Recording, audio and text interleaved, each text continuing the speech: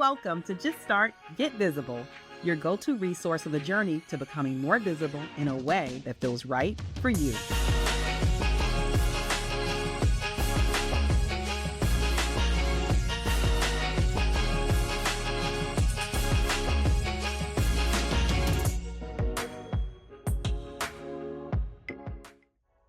Hey there. Welcome back to yet another episode of Just Start, Get Visible. It's Jacqueline here, and I welcome you to episode number 256.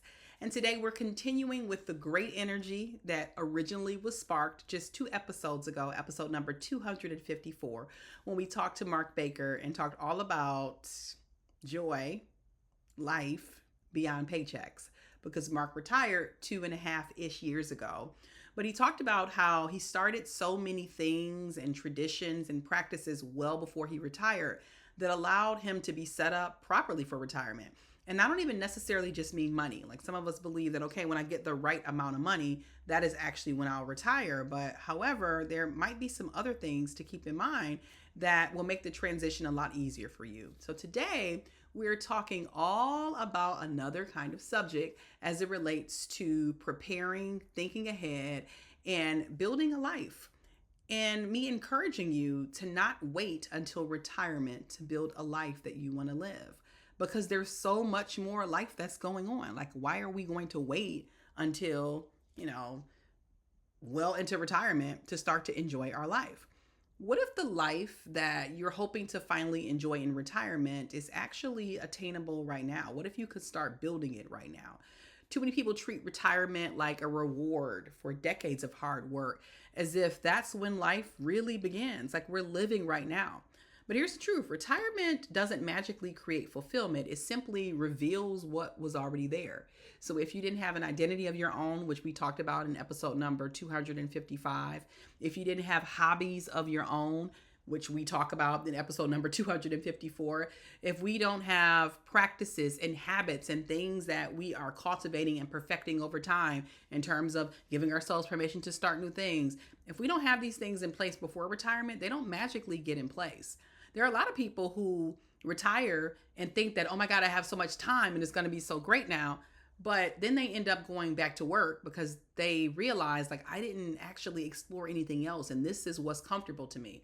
And I'm not saying that work can't be fulfilling, and that if you enjoy work, you should just stop working. I'm not necessarily saying that, but there are things that you could start doing now to get comfortable with now so that you can explore them even more when you do choose to retire.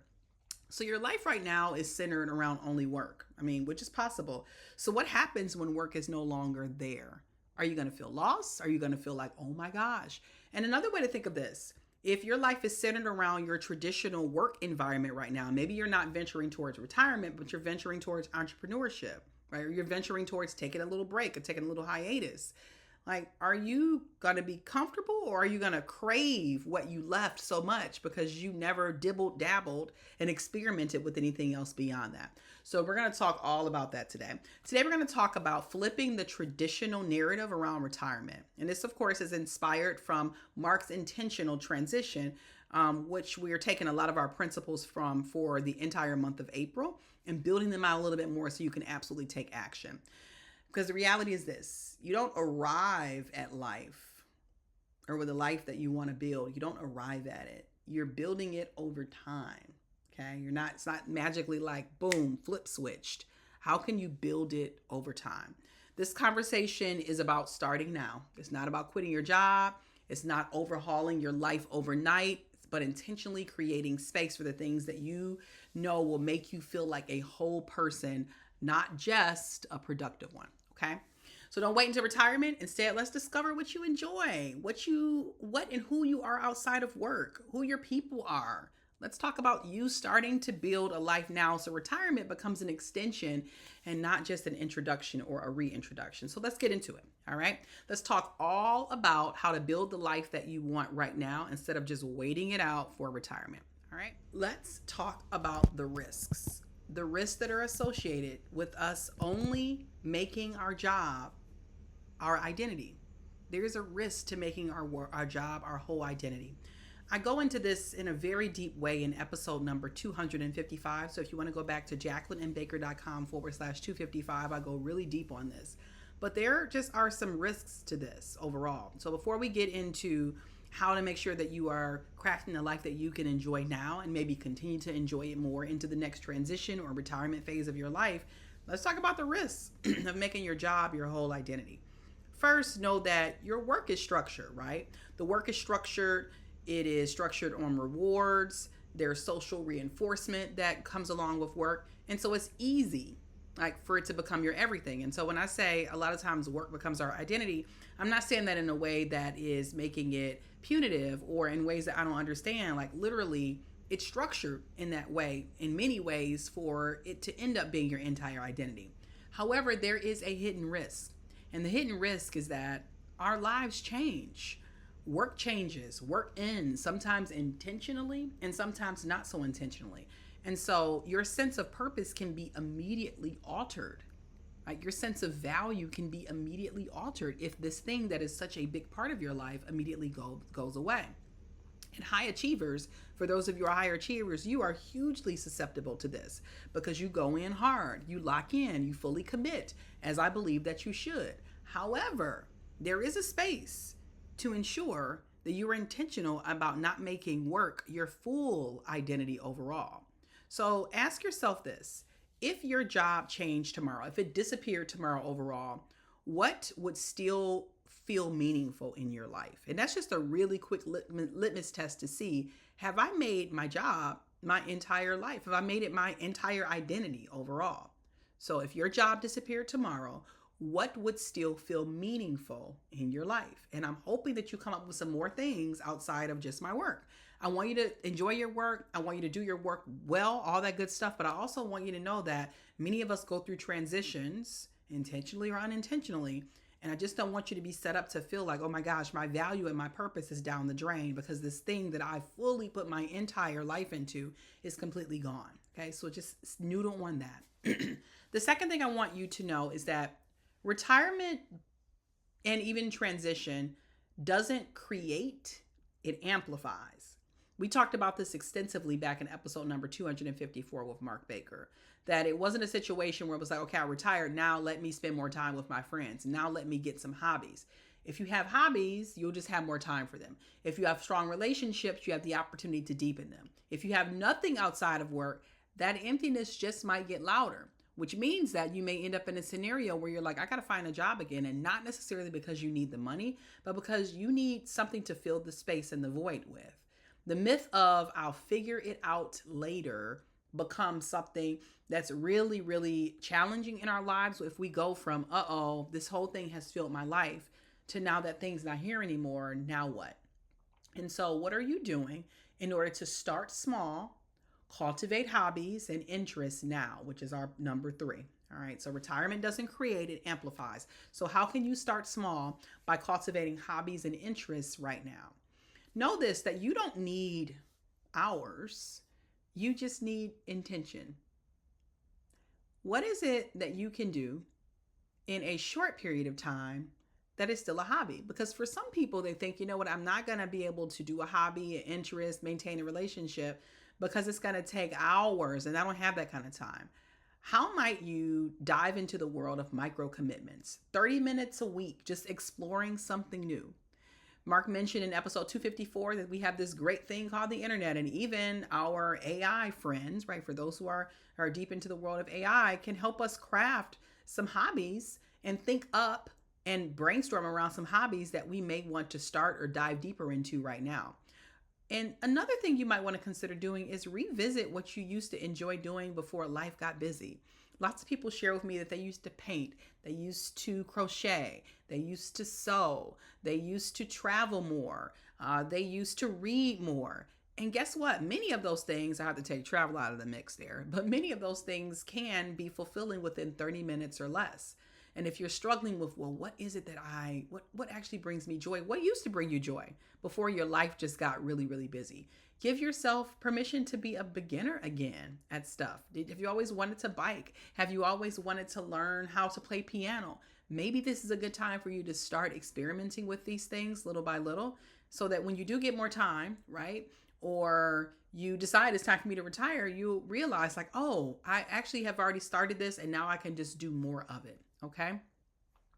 And I also want you to think about your hobbies and your interests as a portfolio.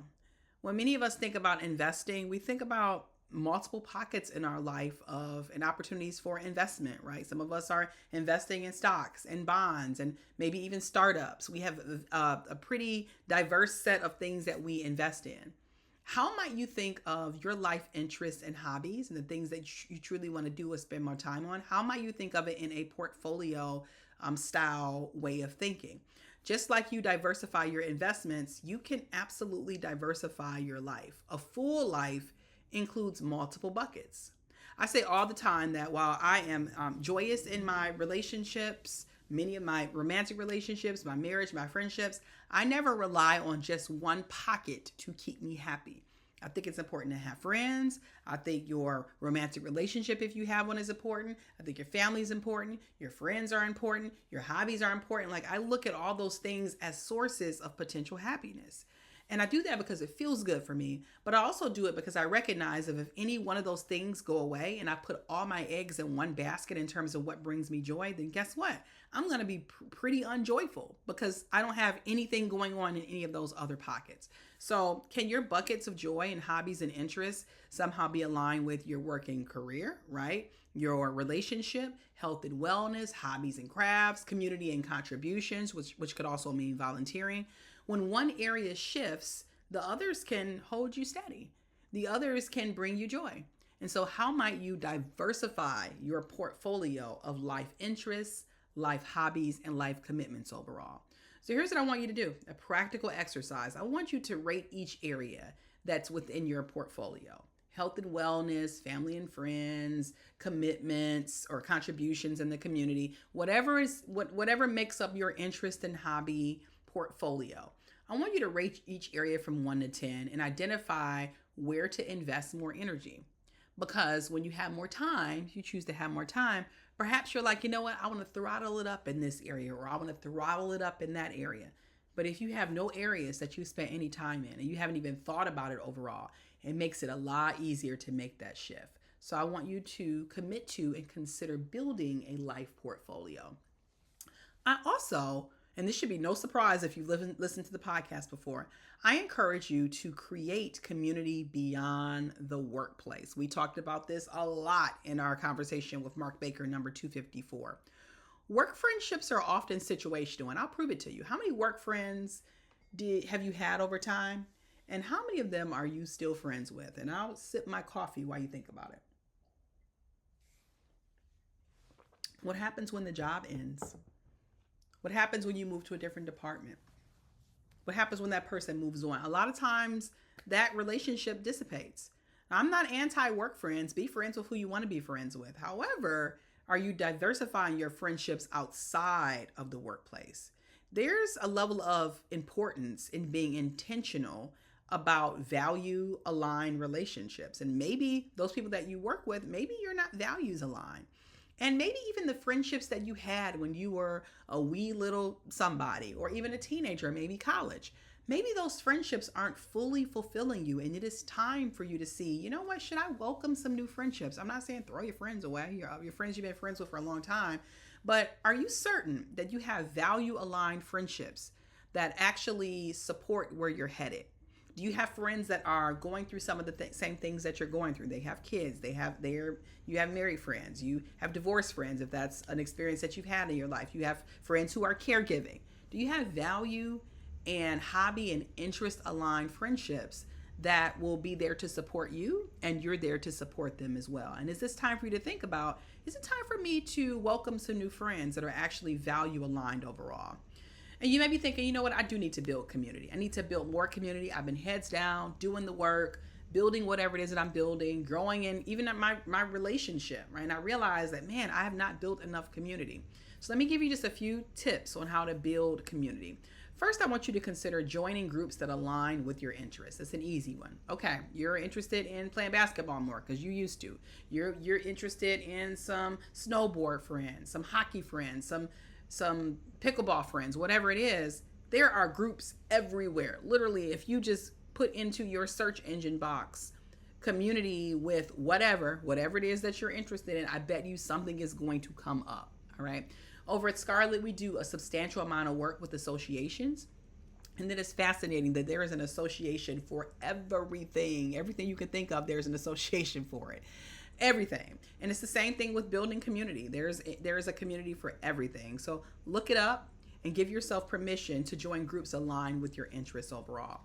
Also, connect with people outside of professional contexts. I will be honest with you in saying that is one of the challenging things that I experienced in moving into the Washington, D.C. area, is that when we first moved here, so I'm originally from Detroit, I found that most people that I met immediately went to, well, what do you do? What do you do? What do you, like, that was the first question. And while I do think that there's space to answer the question, what do you do? I also think that it's great to just meet people and get to know them overall. And so when I first moved here, it felt like a little bit of a challenge of, darn, does anybody actually get to know each other? Or is everything, reliant on what I can do for you professionally and what you can do for me? And there's some level of that you may desire or require to do as a part of growing professionally. But I really was just curious to get to know people overall here. And so might you challenge yourself to reconnect with people outside of professional context? Why? Because there are other people who have hobbies that you have that are not professionally aligned, that have interests that you have. And yes, you can connect with and be friends with those people as well. Also, be the one who initiates community gatherings. You might be thinking, oh my gosh, like I haven't been invited to a dinner party. I haven't been invited to a blah, blah, blah. Guess what? You can actually start it yourself. As someone who lives in a household that loves to host and bring people together, we appreciate doing it. Like I love to bring people together. But I will tell you at the same time, I would love to be invited to some stuff as well, more things than what we're invited to, because there is a level of belonging that I think that we all deserve. So you can be the one to initiate gatherings. If you feel like that's missing in your world, initiate it and actually do it. Like you be the one to kick something off, and maybe you share that responsibility for other people that are in the group. And lastly, know that community is not accidental. It's built. There might be some happenstance thing that happens where some people come together for happy hour, but that continuous molding and building of the community, it has to be intentional. It has to be. And so I really want you to think hard about, are you creating community beyond the workplace? And are you using some of those tips to get that done? Okay. The last section I want you to keep in mind is redefining productivity and worth. And the reason why this section is particularly important to me and interesting to me is because I remember, and I said this on episode number 254, when Marc first retired, there were so many questions around, well, what are you going to do now? Like, what are you going to do now? Like, no, what are you actually going to do? Like, what are you going to do now? How are you going to be impactful out here? And Marc really was telling the world, like, no, I actually really retired. And the world's asking him, like, no, but what else are you going to do for work? Like, what else are you going to do to show your value? And he stood 10 toes down, like, no, I'm actually really retired. I'm going to enjoy my hobbies, my travel, my wife, my friends overall. And I want you to think about this. And I want you to ask yourself, do you believe this? That you are worth more than what you produce. We are such a production and just consuming society, like constant production, constant consuming. And it may make us feel like, it may make you feel like, man, if I'm not producing something, then am I worth anything? And the answer is yes, right? Okay, so you're not producing the reports that you used to produce at work. Okay, so you're not producing the level of output in the workplace, but do you still feel valuable, right? Do you think you deserve to still feel valuable although you're not producing, or although you might not be producing at a rate or a way in which you used to? All right. I invite you to shift from what did I accomplish to what did I experience? Because experiences are magical. Like the ability to experience starting something new, the ability to be on a sports team together where you all go after the win, get the win, even experience just pursuing the win. There is an opportunity for you to experience, right? Versus just producing and accomplishing. And you can feel good about that as well. And lastly, as you're thinking about redefining productivity and worth, I want you to consider that there's a space for you to let joy, connection, and presence count as valuable uses of time, literally spending time with someone else, spending valuable FaceTime with someone without the interruption or without even the pressure of producing, right? Consuming, creating, which I know that we're just in the creator whirlwind right now. But however, you spending that valuable time with people in community is also very valuable as well. Retirements and traditions should not be the first time that we ask ourselves, what do we enjoy? Like, what do we want to experience? Who do you want to spend time with? Or what makes your life feel free and full? I want you, and I encourage you to start answering the questions that I proposed today. And it doesn't matter if retirement for you is 20, 30, or 40 years ago. It'll train you and teach you to start to diversify your life overall and to be intentional about having a portfolio of interests and hobbies that really move you, so that when the transition happens, you don't feel incomplete and you don't feel devalued and you don't feel unimportant, because you have a portfolio of things that already bring your joy.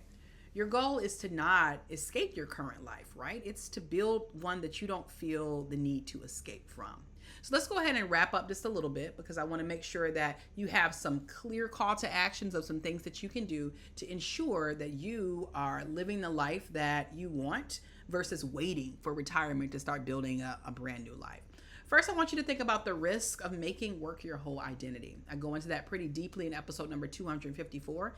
And I want you to know that you have the opportunity to be more than one thing and not just make your work your whole identity. I want you to remember that retirement or even transition doesn't just create, it amplifies, right? It doesn't automatically create these interests and hobbies. It amplifies what you've already done. Remember that you can start small by cultivating your hobbies and your interests now. And you can do that by having a portfolio of different things that bring you joy, right?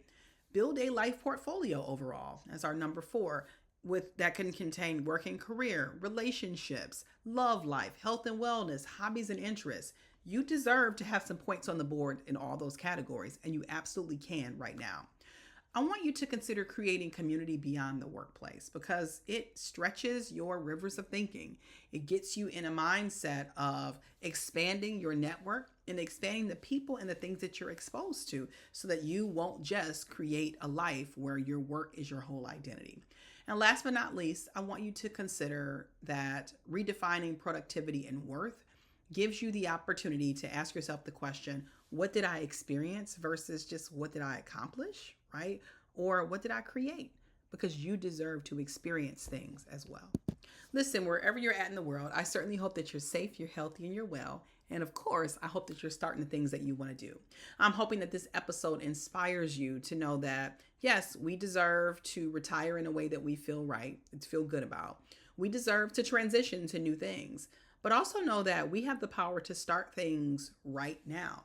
We absolutely have the power to have a portfolio of things that bring us joy, that we're interested in, and continue to allow us to feel valuable and to feel like we are attaining experiences and not just things. Okay. So please, wherever you're at in the world, I hope that you're safe, healthy, and well, and that you're truly starting the things that you want to do.